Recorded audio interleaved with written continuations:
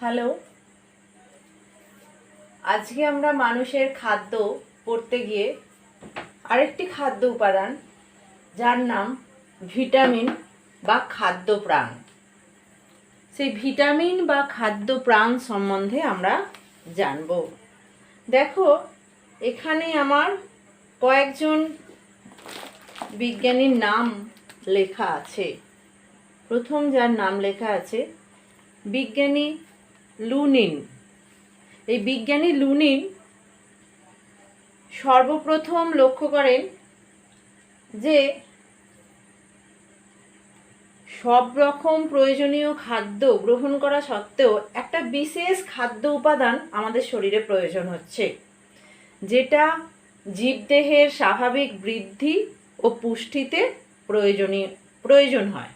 ঠিক আছে, পরে বিজ্ঞানী হফস্ক্রিন এই যে বিশেষ খাদ্য উপাদান যেটা জীবদেহের স্বাভাবিক বৃদ্ধি, জীবের স্বাভাবিক বৃদ্ধি এবং জীবদেহ গঠন এবং পুষ্টি না হলে গঠন হবে না, বৃদ্ধি পুষ্টিতে প্রয়োজন। ঠিক আছে, স্বাভাবিক বৃদ্ধি এবং পুষ্টিতে প্রয়োজন হচ্ছে। হফস্ক্রিন ওই খাদ্য উপাদানটার নাম দিলেন অত্যাবশ্যক সহায়ক খাদ্য উপাদান। বোঝা গেল? বিজ্ঞানী ফ্রাঙ্ক ওই খাদ্য উপাদানটার নাম দিলেন ভাইটামাইন। এই ভাইটামাইন শব্দটা থেকেই ভিটামিন শব্দটা আমাদের উৎপত্তি ঘটেছে। ঠিক আছে, এই ভিটামিনের বৈশিষ্ট্যগুলো দেখি।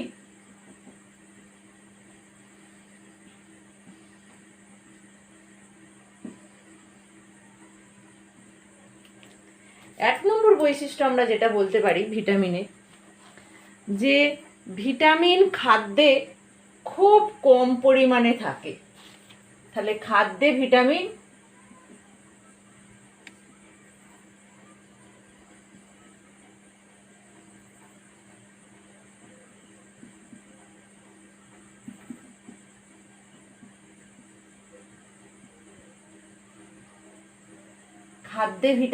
খুব কম পরিমাণে থাকে। বোঝা গেল? এবং আমাদের দেহে প্রয়োজন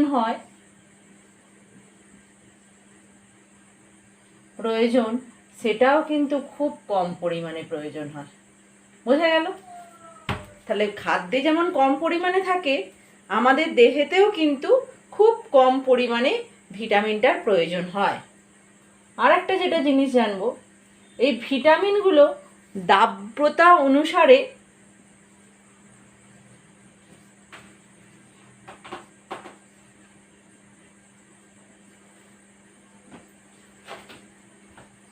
এটাকে দুটো ভাগে ভাগ করছে।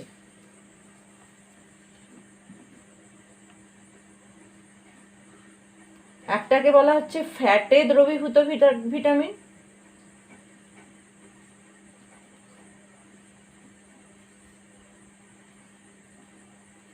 আর একটা হচ্ছে জলে দ্রবীভূত।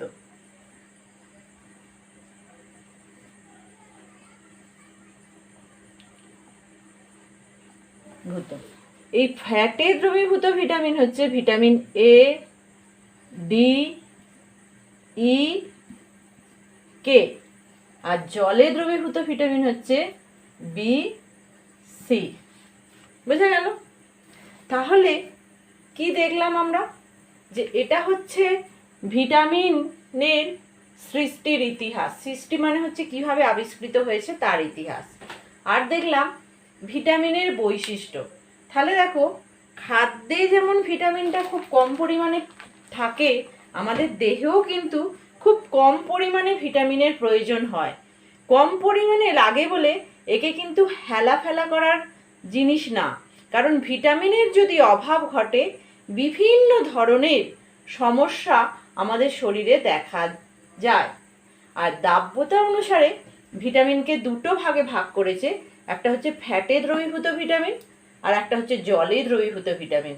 ফ্যাটে দ্রবীভূত ভিটামিনগুলো হলো এ, ডি, ই, কে, আর জলে দ্রবীভূত ভিটামিন হলো বি আর সি।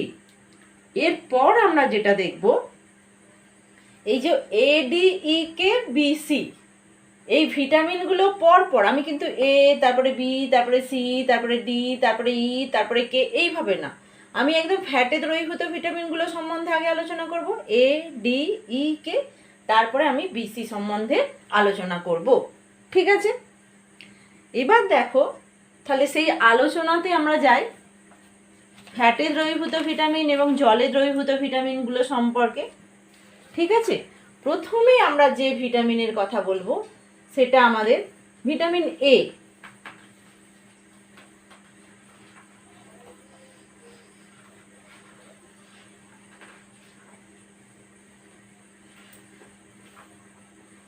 প্রথমে যার কথা বলবো সে হচ্ছে ভিটামিন এ।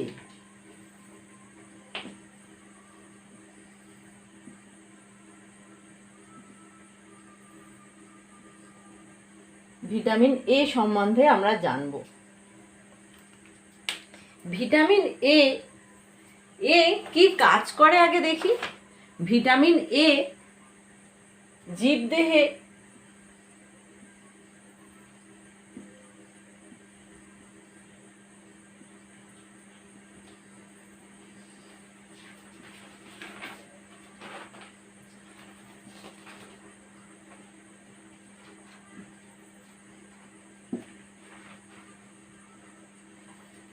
জীবদেহের স্বাভাবিকতা বজায় রাখে এবং এই জীবদেহের বিভিন্ন অঙ্গগুলো, বিশেষ করে ভিটামিন এ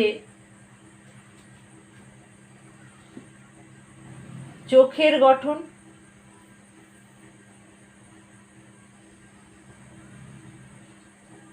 বোঝা গেছে, ত্বকের গঠন,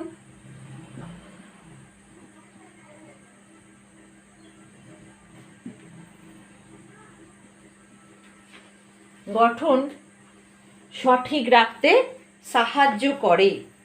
তাছাড়া আমাদের শরীরের মধ্যে কি আছে? আমাদের শরীরের মধ্যে এগুলো কি? এগুলো হচ্ছে হাড়। এই যে অস্থি,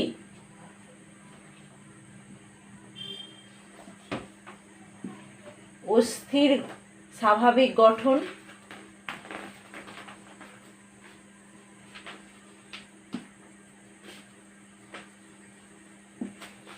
এই যে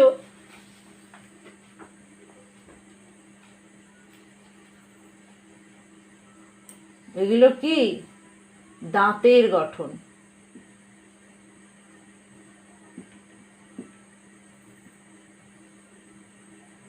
দাঁতের গঠন ঠিক রাখতে সাহায্য করে, বোঝা গেল? তাছাড়া আমাদের যে খাদ্য নালী আছে, আমরা যে খাবারগুলো খাই, সেই খাবারগুলো এই রকম খাদ্যনালী দিয়ে, এই খাদ্যনালীর গঠনও ঠিক রাখতে সাহায্য করে ভিটামিন এ।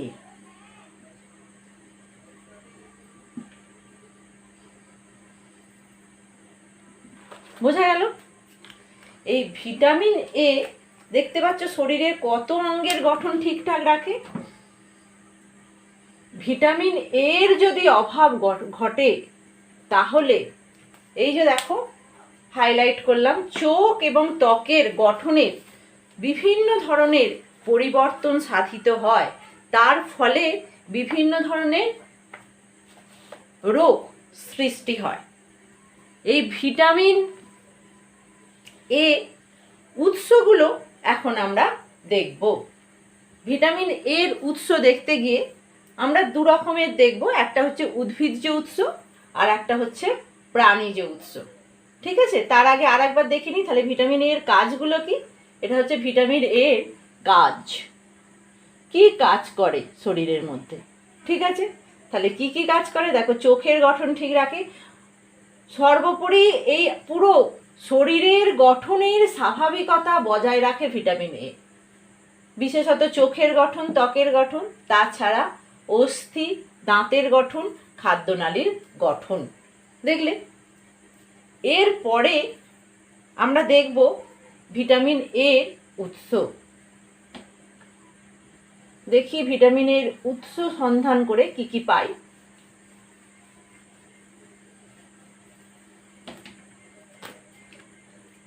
একটা হচ্ছে উদ্ভিজ্জ উৎস,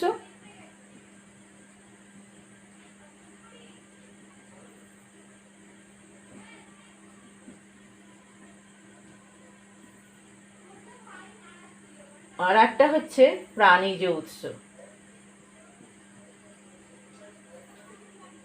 বুঝে গেল? এই উদ্ভিজ্জ উৎসের মধ্যে কমন অনেক উৎস আছে, যেমন ধরো পালং শাক। শীতকালে পালং শাক বেশ ভালোই হয়, ঠিক আছে। তারপরে দেখো শীতকালের অনেক সবজিতে আছে পালং শাক, তারপর টমেটো,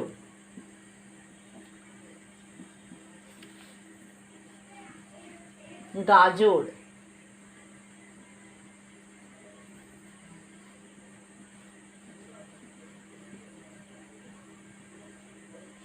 কুমড়ো, তারপরে হচ্ছে মূলো,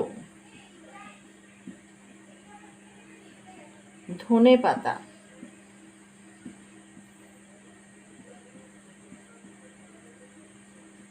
দেখো এগুলো কিন্তু আমাদের সব কমন উৎস। ফলের মধ্যে দেখো পাকা আম,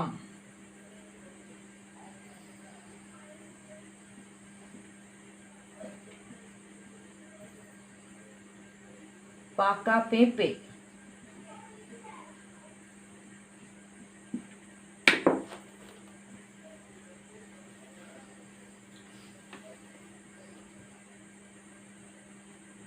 কলা, আরো অনেক আছে। এই যে পাকা আম এতটাই উপকার, তোমরা ভালো করে জেনে রাখো যে আমাদের যে 8টা খাদ্য উপাদান আছে, এই 8টা খাদ্য উপাদানের প্রতিটি খাদ্য উপাদান আমের মধ্যে যথেষ্ট পরিমাণে উপস্থিত আছে। ওই জন্য সবসময় চেষ্টা করতে হবে আমের সিজনে বেশি করে পাকা আম খেয়ে নেবার জন্য, ঠিক আছে। এবং প্রাণীজ উৎসর মধ্যে দেখো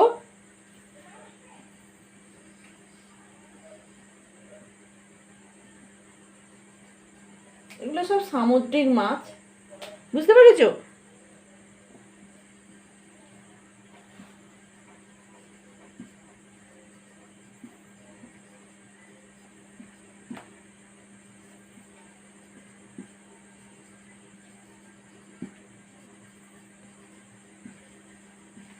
এই যে কড, হাঙর বা হ্যালিবার্ন মাছের যকৃতে প্রচুর পরিমাণে ভিটামিন এ পাওয়া যায়। তাছাড়া কোথায় পাওয়া যায়? দুধে পাওয়া যায়। তাছাড়া দেখো ডিমের কুসুমে পাওয়া যায়।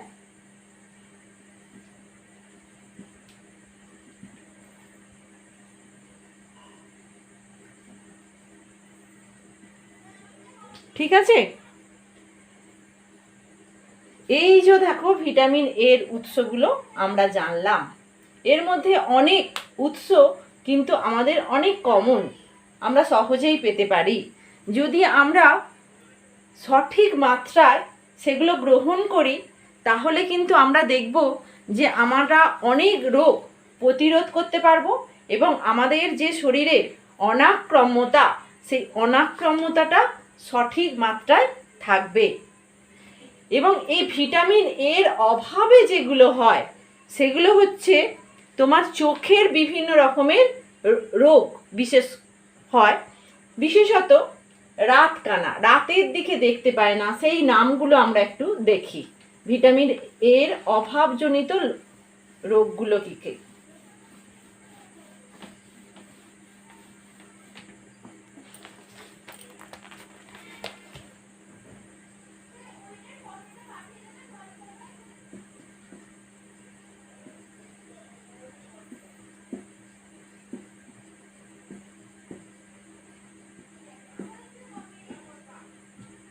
দেখো রাতকানা, তার মানে কি? রাতের দিকে দেখতে পারে না ভালো, ঠিক আছে। তারপরে হচ্ছে দেখো জেরপ্থ্যালমিয়া,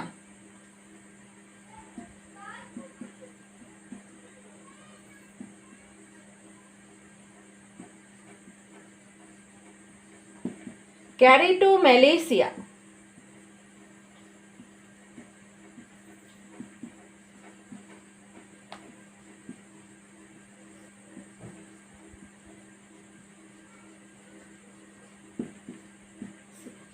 ত্বকে যেটা হয় সেটাকে দেখো আমরা বলি টোড স্কিন।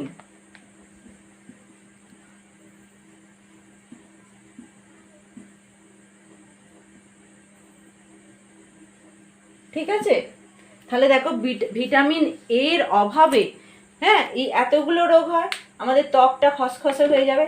তাছাড়া আমাদের শরীরের যে স্বাভাবিক গঠন এবং স্বাভাবিক শারীরবৃত্তীয় কার্যাবলী, সেই স্বাভাবিক শারীরবৃত্তীয় কার্যাবলীও ব্যাহত হবে। তাহলে বুঝতে পারছো খাদ্যের মধ্যে ভিটামিনকে গ্রহণ করা আমাদের কতটা প্রয়োজনীয়। কিছুদিন আগে পর্যন্ত আমাদের যে ইমিউনাইজেশন শিডিউল আছে, যে টিকাকরণ পদ্ধতি সরকারি, তাতে কিন্তু ভিটামিন এ অয়েল বাচ্চাদের খাওয়ানো হতো। তাহলে দেখো এইগুলো তোমরা শিখলে এবং এখান থেকে তোমাদের খাদ্য তালিকায় যে ভিটামিন এ কীভাবে রাখবে সেটা তোমাদেরকে ভাবতে হবে। কারণ সুস্থ সবল একজন মানুষ তৈরি হওয়া ভীষণ রকমের দরকার, সেটা তোমার নিজের জন্য, বাড়ির জন্য এবং দেশের জন্য। ঠিক আছে, এরপরে দেখো যে ভিটামিনটা সম্বন্ধে পড়ব সেটা হচ্ছে ভিটামিন এর পর কি পড়ব, ভিটামিন ডি। এবার পড়ব ভিটামিন ডি। এই ভিটামিন ডি তোমরা আগে দেখেছো যখন বাচ্চা হতো তখন ছোট বাচ্চাকে তেল মাখিয়ে ঠাম্মা দিদারা রোদের মধ্যে রেখে দিত। কেন রেখে দিত বলো তো? বলতো এই যে ছোট বাচ্চাকে তেল মাখিয়ে যদি রোদের মধ্যে শুইয়ে রাখা হয় তাহলে সূর্যের আলোতে আমাদের ত্বকে কি সংশ্লেষিত হয়, ভিটামিন ডিটা তৈরি হয়। তাহলে ত্বকে সূর্যের আলোতে কি তৈরি হয়, ত্বকে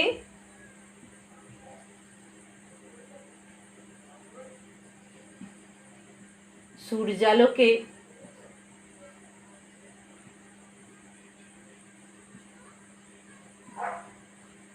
ভিটামিন ডি তৈরি হয়।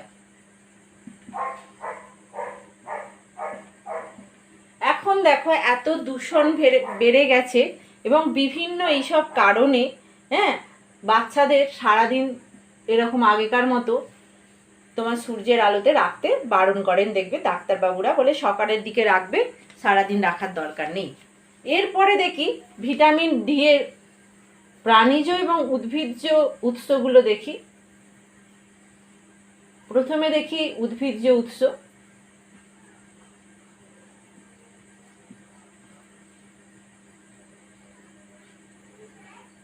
উদ্ভিজ্জ উৎসের মধ্যে খুব সামান্য পাওয়া যায়, খুবই সামান্য, হ্যাঁ যেটা নেই বললেই চলে, বাঁধাকপিতে পাওয়া যায় সামান্য পরিমাণে ভিটামিন ডি। ঠিক আছে, প্রাণীজ উৎসের মধ্যে পাওয়া যায় দেখো ওই যে বলেছিলাম কড, হাঙর,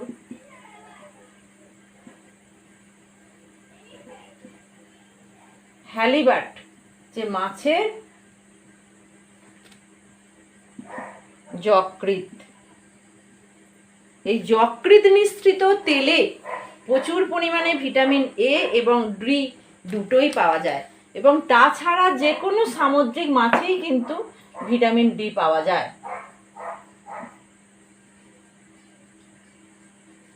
ঠিক আছে, তাছাড়া দুধ, ডিম, মাখন। তাহলে দেখতে পাচ্ছ ভিটামিন ডি এর উৎসগুলো কি কি। এরপর দেখি ভিটামিন ডি আমাদের শরীরে কি কাজ করে। ভিটামিন ডি যে কাজটা করে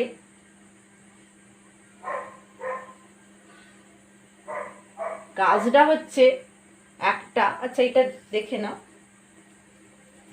এখানটা মুছলাম।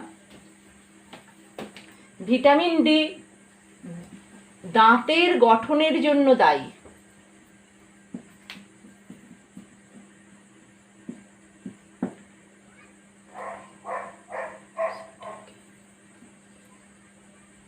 রাখে। আর একটা হচ্ছে এই যে অস্থি, বিভিন্ন অস্থির গঠন। 2 নম্বর কাজ বলবো,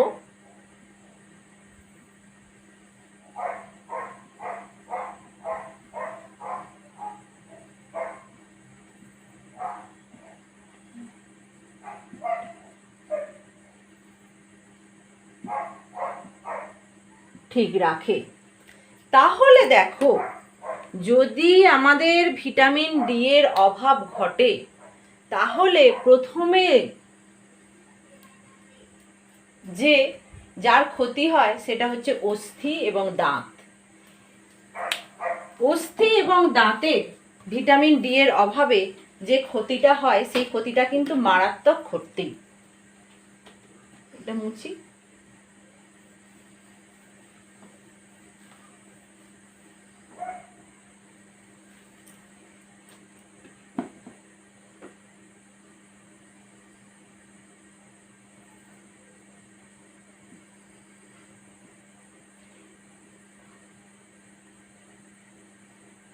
এই যে হাড়গুলো আছে,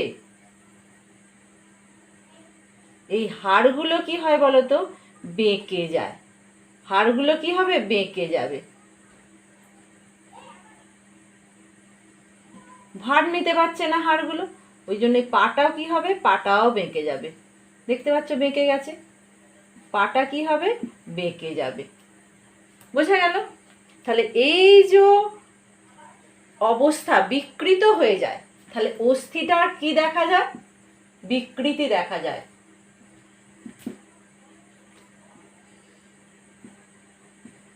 এই অস্থির বিকৃতি দেখা যায়, যাকে বলা হয় এই রোগটাকে রিকেট।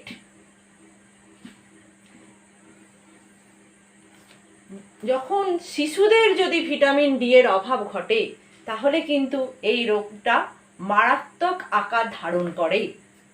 এবং প্রাপ্তবয়স্কদের মধ্যে যদি ভিটামিন ডি এর অভাব ঘটে, এটা শিশুদের ঘটে, তাহলে শিশুদের অস্থির বিকৃতি ঘটে। এবং প্রাপ্তবয়স্কদের যদি ভিটামিন ডি এর অভাব ঘটে, তাহলে দেখো অস্থির যে রোগটা হয়, প্রাপ্তবয়স্কদের এই অভাবের ফলে, ভিটামিন ডি এর অভাবের ফলে যে রোগটা হয়, সেই রোগটার নাম হচ্ছে অস্ট্রিওম্যালেসিয়া।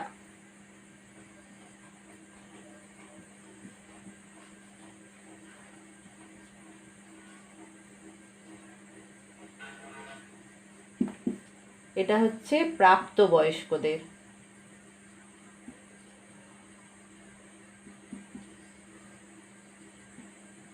বোঝা গেল?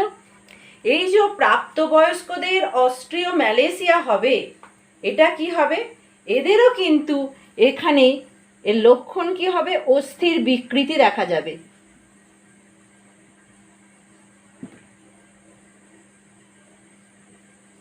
দেখতে পাচ্ছ, অস্থির বিকৃতি দেখা যাবে। এবং পায়ের নিচ থেকে, হ্যাঁ, কোমরের নিচ থেকে পায়ে যন্ত্রণা শুরু হবে। ঠিক আছে, মাংসপেশির দুর্বলতা দেখা যাবে। বোঝা গেল? এটা একটা হয়। আর একটা যে রোগটা হয় বড়দের, সেটা হচ্ছে অস্টিওপোরোসিস। এই অস্টিও শব্দটা তোমরা যেখানেই পড়বে, সেখানেই জানবে যে এটা হচ্ছে হাড়ের রোগ, অস্থির রোগ। এই অস্টিওপোরোসিসে কি হবে, অস্টিওপোরোসিসে হবে যেটা, সেটা হচ্ছে এই যে হাড় আছে, এখানটা মুছি একটু,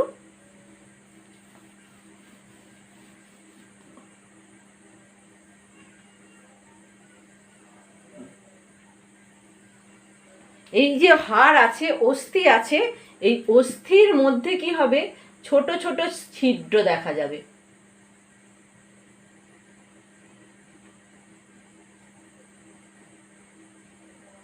সূক্ষ্ম সূক্ষ্ম ছিদ্র। তার ফলে কি হবে, অস্থিটা আমাদের শরীরে কি করে, অস্থি আমাদের শরীরের ভার বহন করে। তখন কিন্তু এর অত ভার বহন করার ক্ষমতা থাকবে না, এটা কি হয়ে যাবে, নরম ও দুর্বল হয়ে যাবে। বোঝা গেল? তাহলে খুব সহজেই হাত পা ভেঙে যাবে, বিশেষ করে পায়ের হাড়গুলো ভেঙে যাবে, কারণ পাকে তো আমাদের সারা শরীরের ভারটাকে বহন করতে হয়।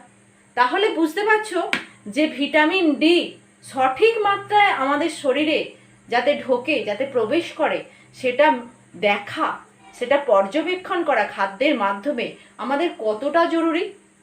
এটা নিশ্চয়ই আমরা সবাই সেই কাজটাকে করব। তাহলে আমরা কি পড়লাম, ভিটামিন এ পড়লাম, ডি পড়লাম, ঠিক আছে। এরপরে যে ভিটামিনটা পড়ব সেই ভিটামিনটার নাম হচ্ছে ভিটামিন ই।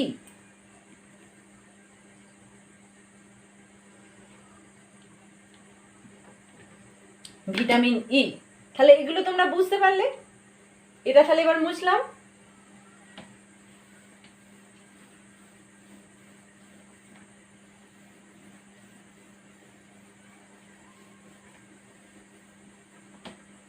এরপরে পড়ব ভিটামিন ই। ভিটামিন ই দেখো, এর কাজ হচ্ছে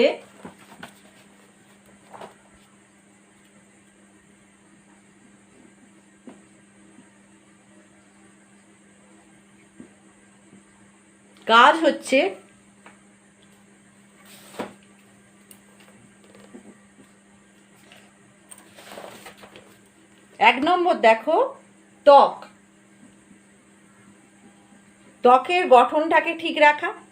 2 নম্বর হচ্ছে লোহিত কণিকা। লোহিত কণিকা কোথায় থাকে দেখিয়েছিলাম সেই রক্তের ছবিতে, ঠিক আছে, রক্তের ছবিতে দেখিয়েছিলাম লোহিত কণিকা কোথায় থাকে। সেই লোহিত কণিকার গঠনটা নিয়ন্ত্রণ করে। দেখো আমি দেখাচ্ছি, লোহিত কণিকার গঠনটাকে নিয়ন্ত্রণ করে এই যে রক্তের মধ্য দিয়ে লোহিত কণিকা আছে, এই লোহিত কণিকার গঠনটা ঠিক করাটা ভীষণ রকমের দরকারি।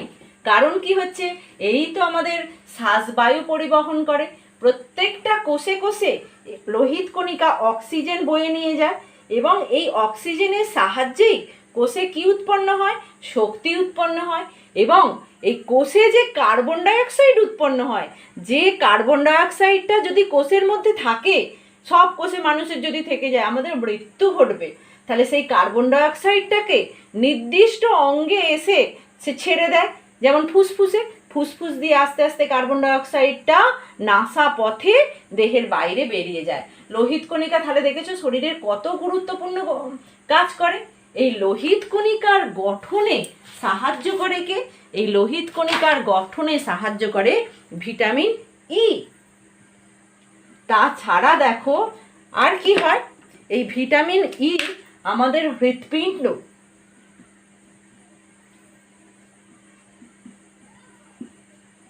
হৃৎপিণ্ডের গঠন, এগুলো সবই গঠনে সাহায্য করে। লোহিত কণিকার গঠন, হ্যাঁ, ত্বকের গঠন, হৃৎপিণ্ডের গঠনে সাহায্য করে। আমরা জানি, তোমরা নাচো তো গো, যারা নাচ শেখো, মঞ্চের ওপরে নাচ করি, আমরা জানি আমাদের বক্ষ গহ্বরে এরকম একটা মঞ্চ আছে, জানো, সেই মঞ্চকে বলি মঞ্চটাকে মধ্যচ্ছদা বা ডায়াফ্রম। সেই তার উপরে দুটো ফুসফুস দুদিকে দাঁড়িয়ে আছে, তার মাঝখানে হৃৎপিণ্ড আছে। এই যে হৃৎপিণ্ড, এটা হচ্ছে কি বলবো, এটা হচ্ছে আমাদের পাম্পিং স্টেশন। এই যে হৃৎপিণ্ডের মধ্য দিয়েই সারা শরীরে, হৃৎপিণ্ডের মধ্য দিয়েই সারা শরীরে অক্সিজেনযুক্ত রক্ত পরিবাহিত হয়, এবং সারা শরীরের কোষে কোষ এতদিনে নিশ্চয়ই শিখে গেছো, কক্ষগুলোকে কোষ বলেছিলাম। সারা শরীরের কোষে কি উৎপন্ন হচ্ছে? কার্বন ডাইঅক্সাইড যুক্ত যে রক্তটা হচ্ছে, সেই কার্বন ডাইঅক্সাইড যুক্ত রক্তটা হৃৎপিণ্ডে চলে আসছে। এই হৃৎপিণ্ড থেকে কোথায় চলে যাচ্ছে? ফুসফুসে যাবে। ফুসফুসে গিয়ে সেখানে অক্সিজেনের আদান প্রদান হয়ে আবার হৃৎপিণ্ডে ফিরে আসবে, এসে সেই অক্সিজেনযুক্ত রক্তটা সারা শরীরে প্রবাহিত হবে। তাহলে দেখা যাচ্ছে তোমরা কিন্তু ক্লাস 6-এ এই যে এটাকে বলা হয় সংবহন, এটা কিন্তু তোমরা ক্লাস 6-এ পড়েছ। দেখো সেই সংবহনে হৃৎপিণ্ড এবং লোহিত কণিকার ভূমিকা আছে। সেই হৃৎপিণ্ড এবং লোহিত কণিকার গঠনে কে সাহায্য করছে? ভিটামিন ই সাহায্য করছে। তাহলে ভিটামিন ইর সঠিক মাত্রা খাদ্যের মধ্যে আমাদের একান্ত প্রয়োজন। ঠিক আছে, তারপরে দেখো আর একটা জিনিস দেখাচ্ছি, ছবিটা একটু মুছলাম।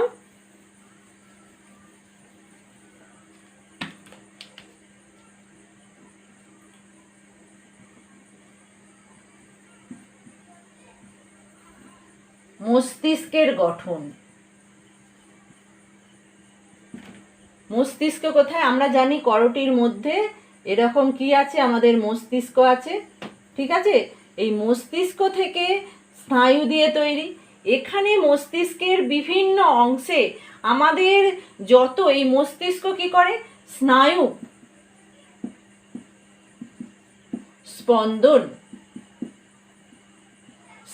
স্পন্দনকে নিয়ন্ত্রণ করে। বোঝা গেল? এটা হচ্ছে মস্তিষ্ক। এই স্নায়ু স্পন্দনকে নিয়ন্ত্রণের মাধ্যমে মস্তিষ্ক কি করে? এই যে আমার হাতে মশা বসেছে, আমি মারলাম, তাহলে এটাকে মস্তিষ্ক স্নায়ু আমাকে জানিয়ে দিল। ঠিক আছে, তারপরে দেখো তোমার চোখে হঠাৎ করে জোরে লাইট পড়ে গেল, চোখগুলো বন্ধ করে নিলাম। এই যে আমাদের শরীরের মধ্যে একটা পরিবেশ আছে এবং আমাদের শরীরের বাইরে একটা পরিবেশ আছে।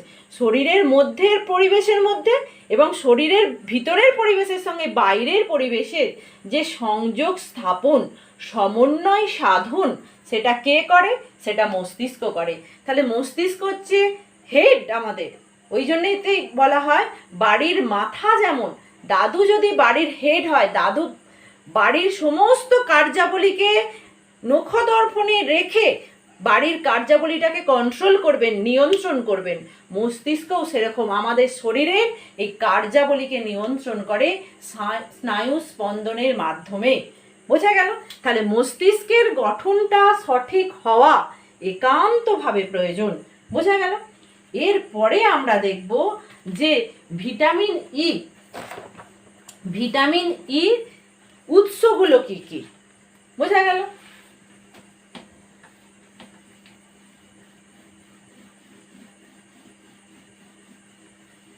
দেখি উৎস সন্ধান করি।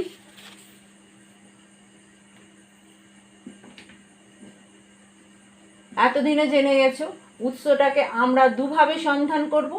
একটা হচ্ছে উদ্ভিদজ উৎস, একটা হচ্ছে প্রাণীজ উৎস। বোঝা গেল? উদ্ভিদজ উৎস এবং প্রাণীজ উৎস। উদ্ভিদজ উৎসের মধ্যে দেখো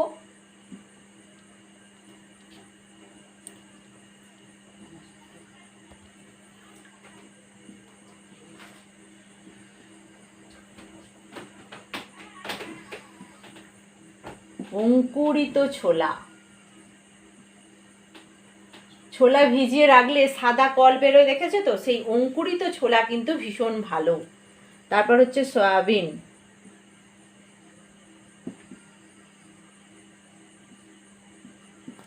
লেটুস শাক,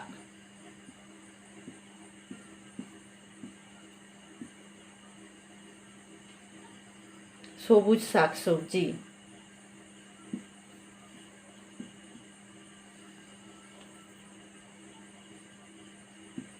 বোঝা গেল? উদ্ভিজ্জ উৎস। এবং প্রাণীজ উৎসর মধ্যে দেখি দুধ, ডিমের কুসুম,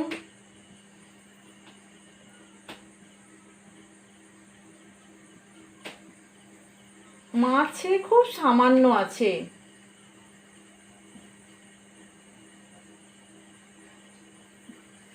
বোঝা গেল? তাহলে তাহলে দেখো, এই ভিটামিন ই এর যদি অভাব ঘটে তাহলে কি হবে?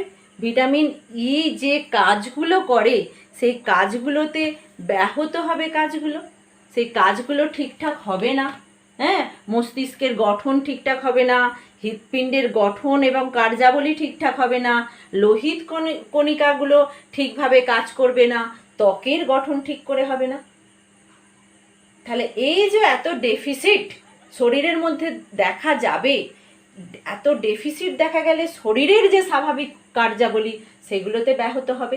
ওই জন্য আমাদের কি করতে হবে? ভিটামিন ই খেতে হবে, এবং অবশ্যই ভিটামিন ই আমরা খাবো। বোঝা গেল? এরপরে দেখব এ ডি ই হলো, দেখো তাহলে আমরা ভিটামিন এ পড়েছি, ডি পড়েছি, ই পড়েছি, এরপরে পড়ব কে। ভিটামিন কে, দেখো আগে বলেছিলাম এর কাজটা দেখি প্রথমে।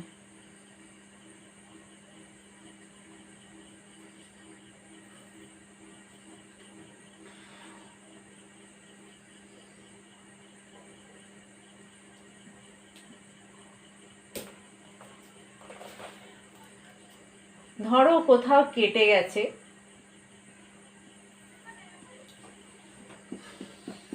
কেটে গেলে সেখান দিয়ে রক্ত পড়ে। এই যে রক্ত পড়া, এই রক্ত পড়াটা বন্ধ করে ভিটামিন কে, এটাই হচ্ছে এর মূল কাজ।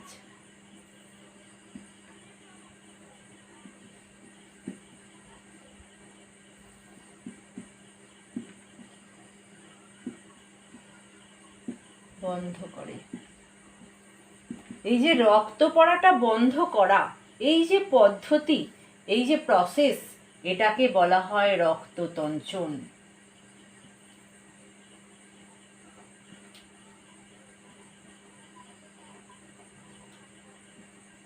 তাহলে এই রক্ততঞ্চনে ভূমিকা ভিটামিন কে একা করে না, তার সঙ্গে আরো অনেক ফ্যাক্টরস থাকে, কিন্তু ভিটামিন কে এরও মুখ্য ভূমিকা আছে এই রক্ততঞ্চনে সাহায্য করার।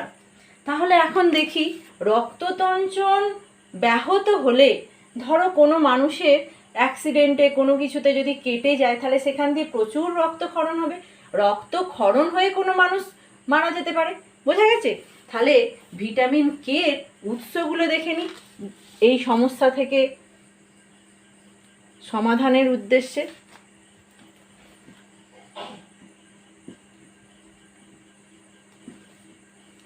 উৎসর মধ্যে আছে উদ্ভিজ্জ উৎস,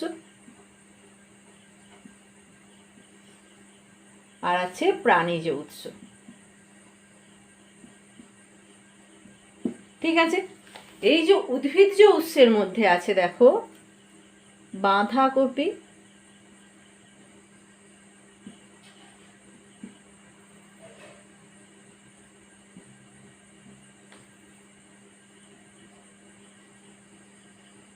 পালং শাক,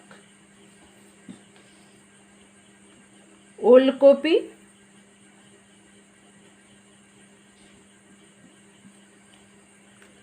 বোঝা গেল? এবং প্রাণীজ উৎসের মধ্যে দেখো আছে, এখানে লিখি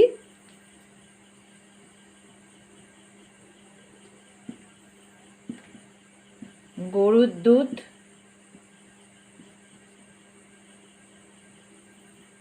শূকরের দুধ,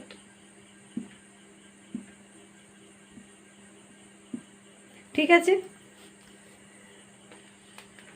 তাহলে এই গেল তোমার ভিটামিন কে। বোঝা গেল? এর তাহলে যে ভিটামিনের যে আমরা প্রকারভেদ করেছিলাম, একটা হচ্ছে তেলে বা ফ্যাটে দ্রবীভূত ভিটামিন, সেগুলো কিন্তু এই চারটে আমাদের পড়া হয়ে গেল। এটা কি? এটা হচ্ছে ফ্যাটে দ্রবীভূত।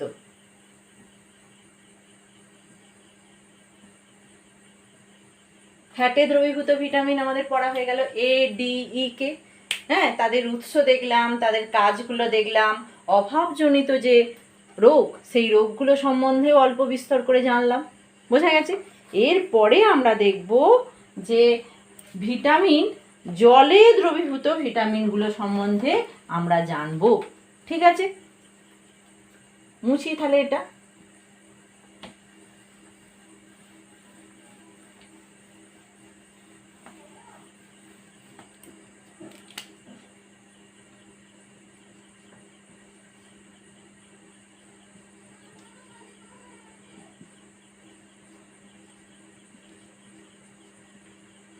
জলে দ্রবীভূত ভিটামিন হচ্ছে vitamin B, vitamin C.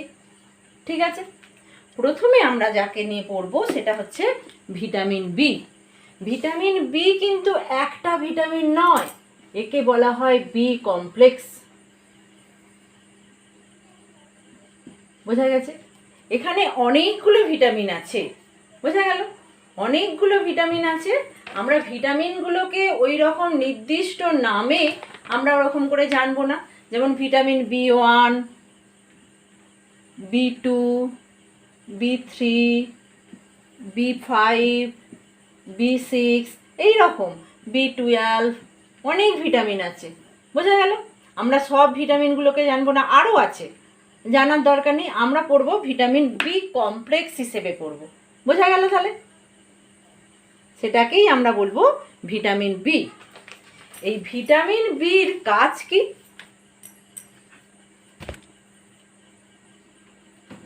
Vitamin B কি কাজ করে দেখো। ভিটামিন বি একটা করে বিভিন্ন বিপাক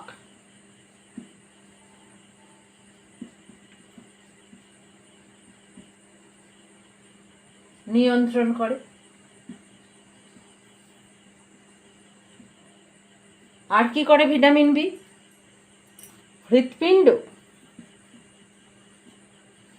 হৃৎপিণ্ডের অবস্থান এবং হৃৎপিণ্ডের কার্যাবলী, মূল কাজটা আমি ব্যাখ্যা করেছি। এবং স্নায়ুরও তাই।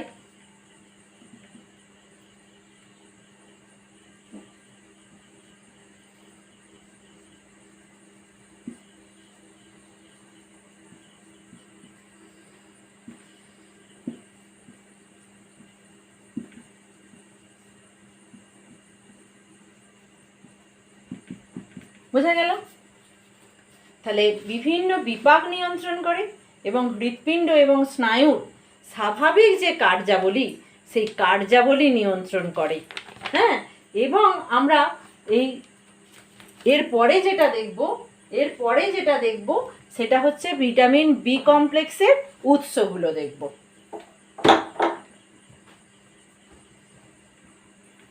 এখানটা মুছি তাহলে।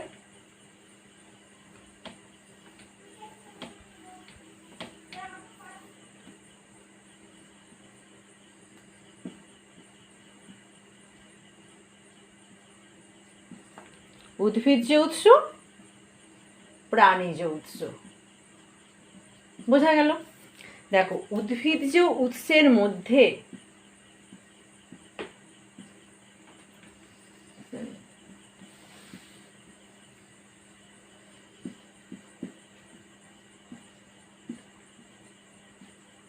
ঢেঁকি ছাঁটা চালেতে প্রচুর ভিটামিন বি কমপ্লেক্স পাওয়া যায়।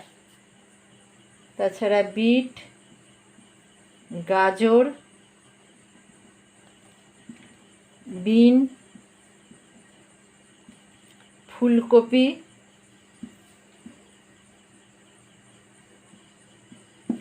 ইস্ট ইত্যাদি। আর প্রাণীজ উৎসের মধ্যে দেখো ডিমের কুসুম,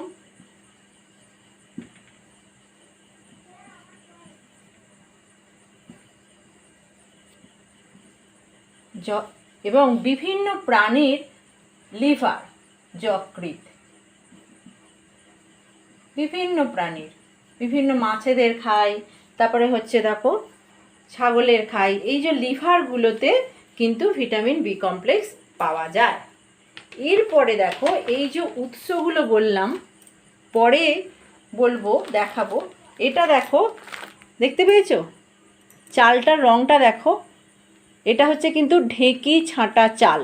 তুমি যদি নর্মাল চালের সঙ্গে এর পার্থক্য করো তখন দেখবে দুটো কীরকম আলাদা। নর্মাল চালটা দেখেছো সাদা, আর এটা দেখেছো এই যে এর খোসাটা আছে, লেগে আছে, এর মধ্যে কিন্তু প্রচুর পরিমাণে ভিটামিন বি কমপ্লেক্স আছে।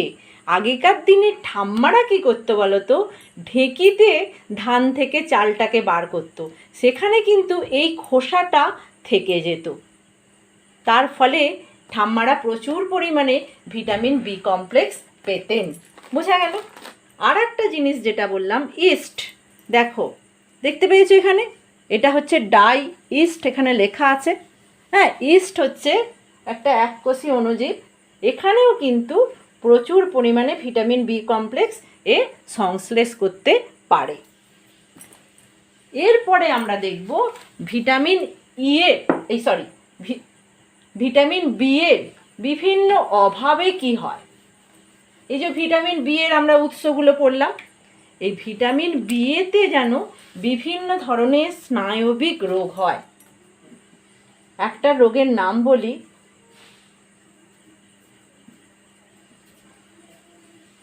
বেরি বেরি হচ্ছে একটা স্নায়ু রোগ। এই রোগটা কি রোগ? একটা স্নায়ু রোগ।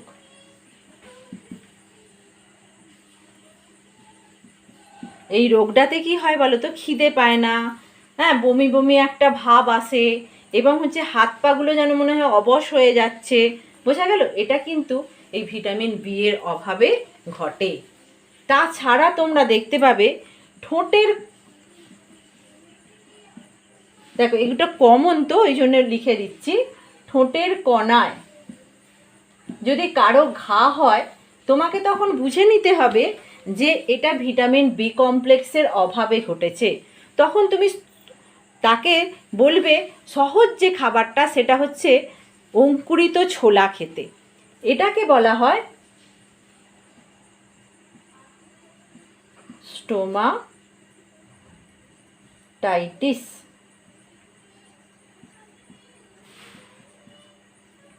বোঝা গেল? স্টোমাটাইটিস। এবং তুমি আর একটা জিনিস দেখবে, জিভে ঘা হয়।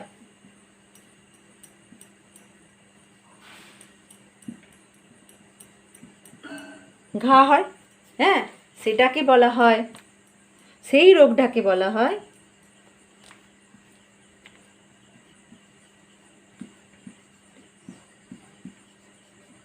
এই যে দেখো এই দুটো রোগের নাম লিখলাম, এখানে একটা আইটিস আছে। যেখানেই আইটিস দেখবে সেখানেই জানবে সেই জায়গাটার একটা প্রদাহ হয়েছে। সেই প্রদাহকে, কোনো জায়গার কোনো অঙ্গের প্রদাহকে বলা হয় আইটিস। যেমন টনসিলে যদি প্রদাহ হয় তখন আমরা বলি টনসিলাইটিস। অ্যাপেন্ডিক্সে যদি প্রদাহ হয় আমরা বলি অ্যাপেন্ডিক্সাইটিস। আইটিস আছে কিন্তু, আমি বলি আমাদের অ্যাপেন্ডিক্সটা কিন্তু সবারই আছে, প্রদাহ হলে তখন সেটাকে বলা হয় আইটিস। বোঝা গেল? এটা 1 2 3 4 নম্বর দেখো, স্মৃতিশক্তি লোপ পেয়ে যায়। ভিটামিন বি কমপ্লেক্সের অভাবে স্মৃতিশক্তি লোপ পায়। স্মৃতি লোপ। বোঝা গেল? আর একটা জিনিস হয় জানো,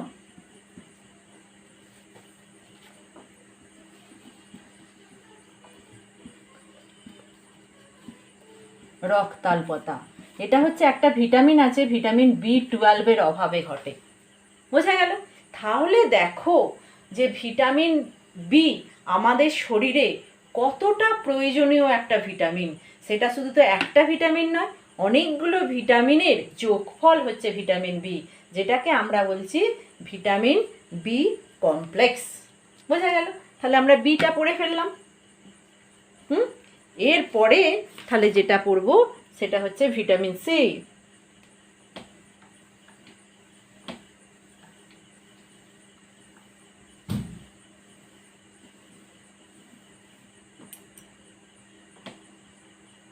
ভিটামিন সি পড়ব, ঠিক আছে?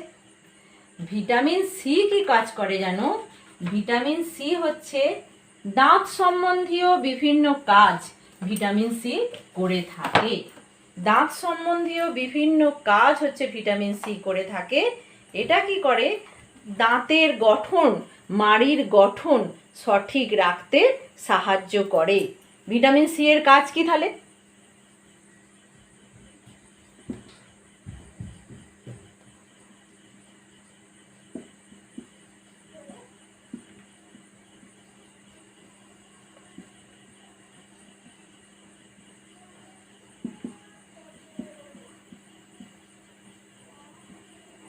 আর একটা জিনিস করে, অনাক্রম্যতা।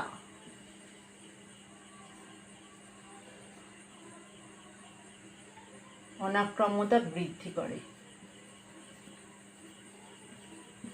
বোঝা গেল প্রধান কাজ হচ্ছে এইগুলো। তাহলে ধরো যদি আমাদের খাদ্যের মধ্যে সঠিক পরিমাণে ভিটামিন না থাকে তাহলে কি হবে? এই যে কাজগুলো ও করছে ভিটামিন সি, সেই ভিটামিন সি এর স্বাভাবিক কাজগুলোকে ব্যাহত হবে। আমাদের কি হবে?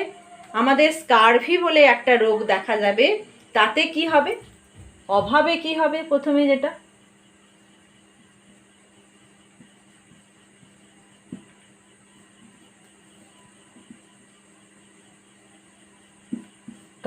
স্কারভি বলে একটা রোগ দেখা যাবে। এই স্কারভিতে কি হবে বলো তো? দাঁতের মাড়ি ফুলে যাবে, মাড়িতে রক্তক্ষরণ হবে, দাঁত আলগা হয়ে যাবে।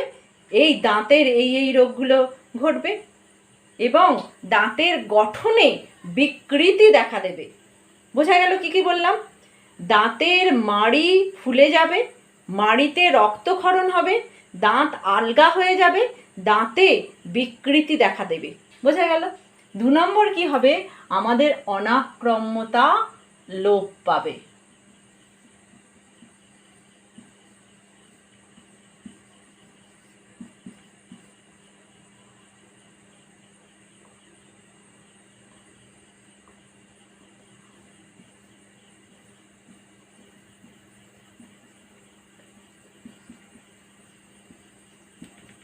কমবে, লোপ পাবে মানে হচ্ছে আস্তে আস্তে কমবে। বুঝতে হবে? কমতে থাকবে ক্রমশ। হ্যাঁ, তাহলে এই যে এটা ক্রমশ, তাহলে দেখতে পাচ্ছ ভিটামিন সিও আমাদের কতটা প্রয়োজনীয় একটা ভিটামিন। তাহলে ভিটামিন সি এর তাহলে কাজ কি বললাম? দাঁতের গঠন, মাড়ির গঠন ঠিক রাখবে, অনাক্রম্যতা বৃদ্ধি পাবে এবং এর অভাবে কি হবে? স্কারভি হবে। অনাক্রম্যতাটা ক্রমশ আস্তে আস্তে কমতে থাকবে, লোপ পেতে থাকবে। বোঝা গেল? এরপরে আমরা দেখব ভিটামিন সি এর উৎস কি।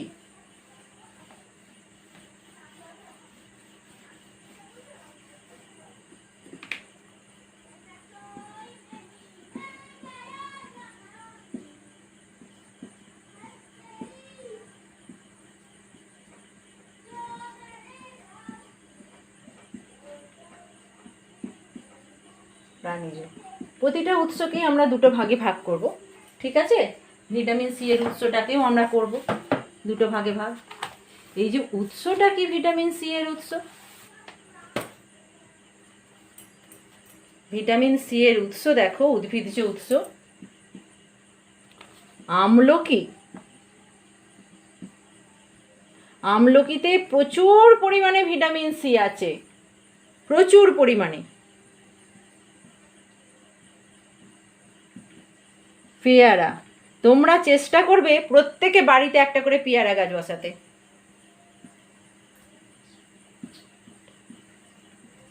টমেটো গাছটা অবশ্যই বসাবে।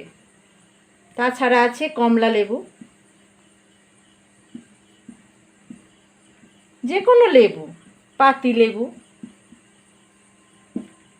বোঝা গেল? এই যে ক্যাপসিকামে আছে ভালো, ক্যাপসিকাম, কাঁচা লঙ্কাতেও ভিটামিন সি পাওয়া যায়। কিন্তু দুঃখের কথা হচ্ছে প্রাণীজ খাদ্যে ভিটামিন সি প্রায় থাকেই না। গরুর দুধে যে ভিটামিন সি থাকে তা যখন আমরা গরম করি গরম করার সময় এটা কি হয়ে যাচ্ছে, করার সময় নষ্ট হয়ে যায়, আমরা পাই না। কিন্তু যখন বাচ্চা যখন ছোট থাকে তখন সে যে স্তন্য পান করে মায়ের সেই দুধের কিন্তু ভিটামিন সিটা বাচ্চা নিয়ে নেয়। ওটা তো গরম করে খাওয়াতে হয় না, সরাসরি শরীর থেকে নেয়। সেখানে কিন্তু ভিটামিন সিটা তার মাত্রা বজায় রাখে। বোঝা গেল? এটা একটা কথা। আর একটা যেটা আমি বলবো সেটা হচ্ছে ভিটামিন সি কিন্তু আর একটা জিনিস করে, যখন খনিজ পড়াবো তখন দেখবে বলবো যে আয়রন লৌহ গঠিত খাদ্যের শোষণে ভিটামিন সি অংশগ্রহণ করে। এটাও কিন্তু ভিটামিন সি এর একটা কাজ। ক্ষুদ্রান্তে যখন লোহা শোষিত হয় লৌহ গঠিত খাদ্য থেকে, তাহলে আমাদের তো আবার অ্যানিমিয়া হয়ে যাবে। হ্যাঁ, তখন কিন্তু ভিটামিন সি অংশগ্রহণ করে। তাহলে দেখো আজকে আমি পড়ালাম ভিটামিন বা খাদ্য প্রাণ। ঠিক আছে? এই খাদ্য প্রাণের বিভিন্ন উৎস, তার কাজ, অভাবজনিত লক্ষণ সবগুলো। তাহলে আমরা কি প্রতিদিনের খাবার খাবো এরকম খাবার এইরকম মেপে মেপে এরকম করে খাবো, দেখি এখানে কতগুলো ভিটামিন সি আছে, ভিটামিন কি আছে, এইরকম করে না। আমরা কীরকম করে খাবার খাবো দেখো, আমরা দেখো খাবার খাবো, আমি একটা ট্রে সাজিয়েছি, সেই ট্রেটা তোমাদের আমি দেখাবো। দেখো এখানে আমি চাল, এগুলো সব দানা শস্যের মধ্যে পড়ে, চাল নিয়েছি, ব্রাউন রাইসটা তো দেখালাম, আটা, ময়দা। আমরা চেষ্টা করব সবসময় আটা খেতে, তাতে ফাইবারটাও পাবো। ঠিক আছে? তারপরে দেখো ডাল শস্য বিভিন্ন আমরা খাবো, আমাদের খাদ্য তালিকার মধ্যে রাখবো, বিভিন্ন ডাল শস্য আগে আমি পড়িয়েছি। ঠিক আছে? তারপরে দেখো টক জাতীয় একটা কোনো ফল খাবার আমরা রাখবো। এখানে আমি 2 রকমের লেবু রেখেছি, গাজর, কুমড়ো, এর মধ্যে রঙিন সবজি আমি একটা কিছু রাখবো। ঠিক আছে? গাজর, কুমড়ো এইসব। তারপরে সবুজ শাকসবজি, ফল রাখবো। বোঝা গেল? দেখো ডিম রাখবো, ডিম রাখবো। দেখো মিষ্টি জাতীয় একটা কিছু রাখবো, গুড় বা চিনি রাখতে পারি, আমরা রাখবো অবশ্যই। এবং মূল বা কন্দ, মূল কন্দের মধ্যে কি পড়ে? আলু পড়ে, আলু রাখবো। হ্যাঁ, এবার দেখো প্রোটিন জাতীয় খাবার একটা রাখবো। তাহলে দেখো আমি এই দানা শস্য রাখলাম, ডাল শস্য রাখলাম, বুঝতে পারলে? তারপরে মূল আর কন্দ, তারপরে হচ্ছে যে সবুজ শাকসবজি, তার মধ্যে রঙিন শাকসবজি আমি রাখবো, টক জাতীয় ফল আমি রাখবো, ফল বা সবজি, এবং হচ্ছে আমি মিষ্টি রাখবো, গুড় কিংবা চিনি। দেখো এখানে আমি খেজুরও রেখেছি, এবং হচ্ছে কি রাখবো, আমি প্রোটিন জাতীয় খাবার রাখবো। ঠিক আছে? এই যে ইস্টকে এখন বিজ্ঞানীরা বলছেন সিঙ্গেল সেল প্রোটিন। কি বলছেন না? Single cell protein, SCP। বোঝা গেছে? এটা এই সিঙ্গেল সেল প্রোটিনও কিন্তু আমাদের শরীরে প্রোটিনের চাহিদা মেটাচ্ছে। বোঝা গেল? এটা আর্টিফিশিয়ালি তৈরিও করা হচ্ছে। তাহলে এইভাবে যদি আমাদের খাদ্য তালিকা তৈরি করি আমরা, তাহলে যে এতগুলো জিনিস পড়লাম এবং আরও পড়বো, তাহলে আমাদের পড়াটা সার্থক হবে, জীবনে কাজে লাগাতে হবে পড়াশোনাটাকে। আজকে এই বলেই শেষ করলাম।